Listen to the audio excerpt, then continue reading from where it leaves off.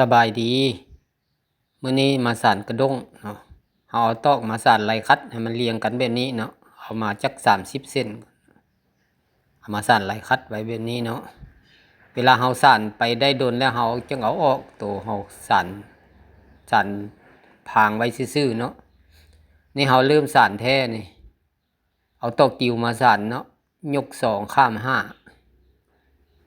เอาตอกติวมาสานตอกตั้งเฮาเอาเป็นทางตั้งไว้เนาะแล้วเอาตอกติวมาสานยก2ข้าม5ยก2ข้าม5ยก2ข้าม5ยก2ข้าม5ไปเลย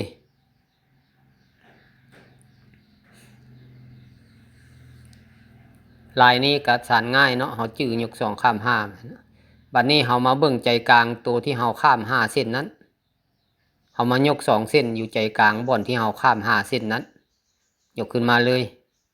เนาะยกขึ้นมาแล้วเฮาก็นับมา5เส้นนับมา5เส้นแล้วก็มายก2อีกก็นับมา5เส้นแล้วก็มายก2อีก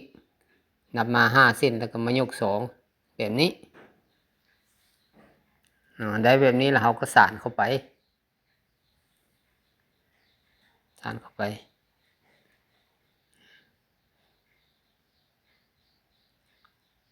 เส้นใหม่ก็คือกันเส้นใหม่ก็คือกันเบิ่งจุดใจกลางของตัวที่เฮาข้าม5เส้นนั้นเฮาเอาขึ้นมา2เส้นเนาะทางส้นมันอาจสิเหลือเส้นนึงหรือ2เส้นไม่หยังก็ย่า2ส้นเนาะแต่ว่าจุดใจกลางมันต้องแม่นยก2ข้าม5ยก2ข้าม5หรือว่าข้าม5ยก2ก็ว่าได้เนาะสิเว้าข้าม5ยก2ก็ได้สิเว้ายก2ข้าม5ก็ได้มันก็ออกมาคือกันเนาะยก2ข้าม5ยก2ข้าม5ไปตลอด2ส้นของตอกเนื้อหั่นบางเทื่อมันก็เป็นข้าม2ข้าม3ข้าม4ก็มีหรือว่ายก1ยก2ก็มีแต่ว่าทางกลางมันแม่นยก2ข้าม5ตลอดเนาะตอนนี้เฮาทางกลางของตัวที่เฮาข้าม5เส้นนั่นนะเอาขึ้นมาลด2เส้นตัวที่เฮาข้าม5เส้นไปเมื่อตะกี้นี่แม่นเอาขึ้นมาลด2เส้นหลังจากนั้นก็นับมา5เส้นแล้วก็เอาขึ้น2นับมา5เส้นแล้วก็เอาขึ้น2แล้วก็สานลงไปแบบนี้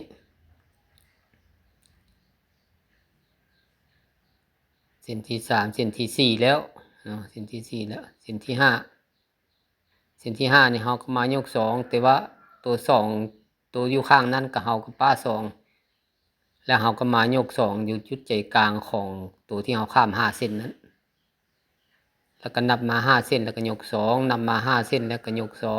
2แล้วก็สานเข้าไปเส้นที่4เส้นที่5แล้วเนาะเส้นที่6เฮาก็จะเห็นว่าเฮาได้ยก1อยู่ทางแคมนั้นบางเทื่อมันก็ได้ยก1เนาะแล้วมาเบิ่งนับมา5เส้นแล้วเฮาก็มายก2นำมา5เส้นแล้วก็มายก2เฮ็ดแบบนั้นมาจนสุด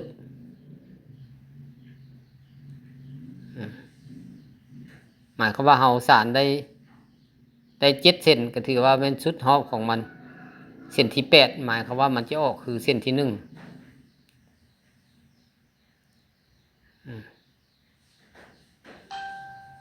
นี่สานเข้าไปแบบนี้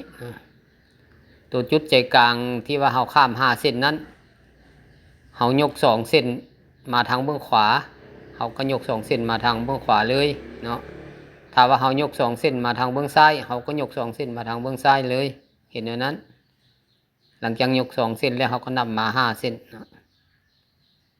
นี่มันได้7เส้นแล้วนี่เนาะได้7เส้นแล้วมันจะเส้นที่8จะคือเส้นที่1เส้นที่9จะคือเส้นที่2เส้นที่10จะคือเส้นที่3และต่อไป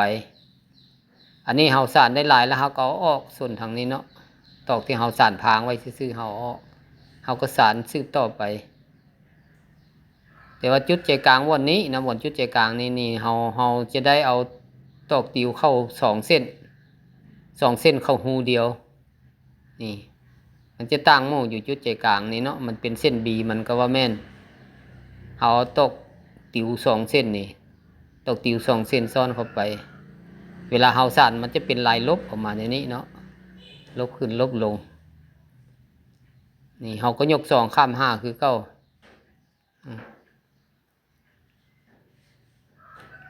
ยก2ข้าม5คือเก่าเมื่อตะกี้นี่เฮาก็ยก2ข้าม5แต่ว่าเฮาตัวเฮายก2เฮายับมาทางเบื้องซ้ายเนาะเฮานับมา5เส้นแล้วเฮายับมาทางเบื้องซ้ายบัดนี้ยก2ข้าม5ตัวที่อยู่ใจกลางของ5เส้นนั้นเฮายับไปเบื้องขวาเนาะหลังจากฟากเส้นดีมาแล้วเฮาก็เปลี่ยนทางมันหน่อยนึงสิเฮ็ดให้ลายมันลบลงเนาะแต่ว่ายก2ข้าม5ยังแม่นการยก2ข้าม5คือเก่า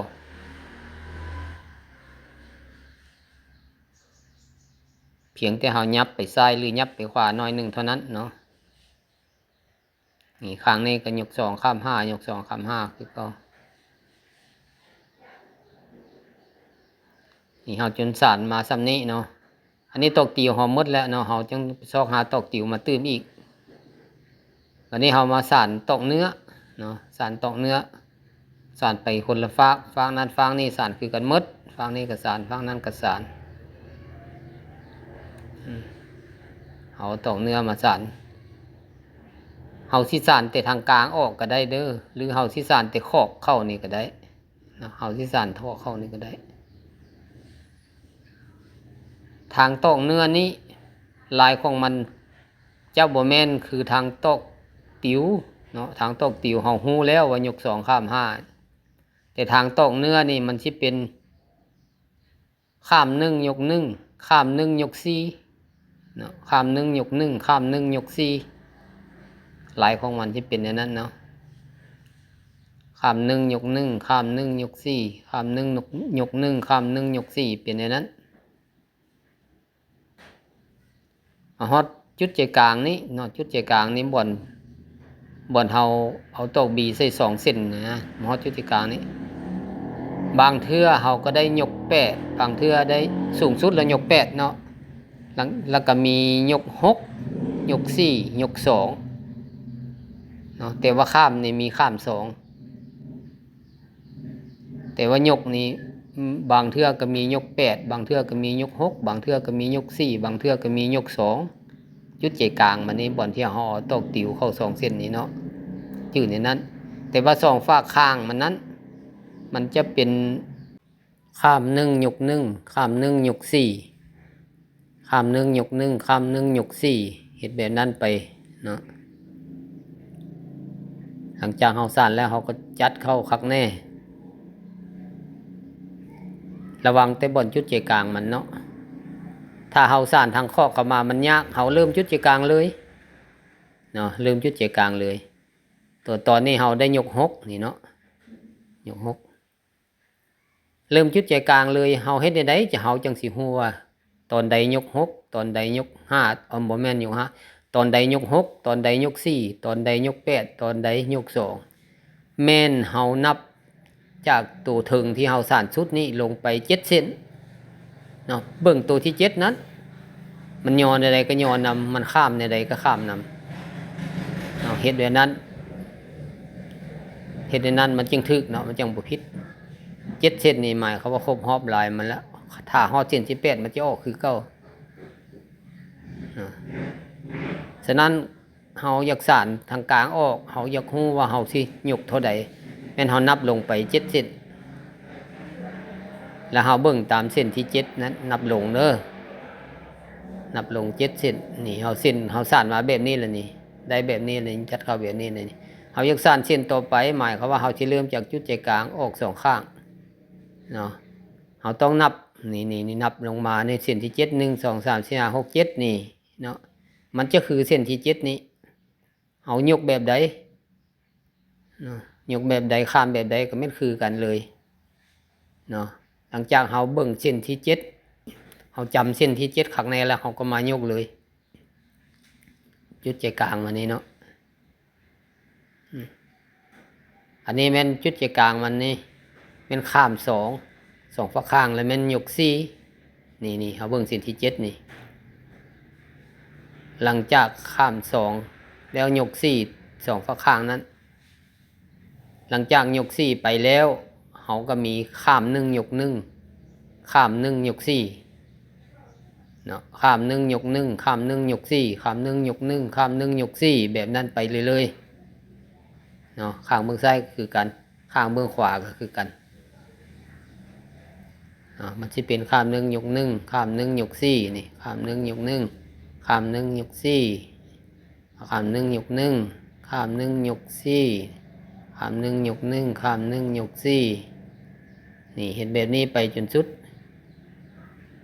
เนาะ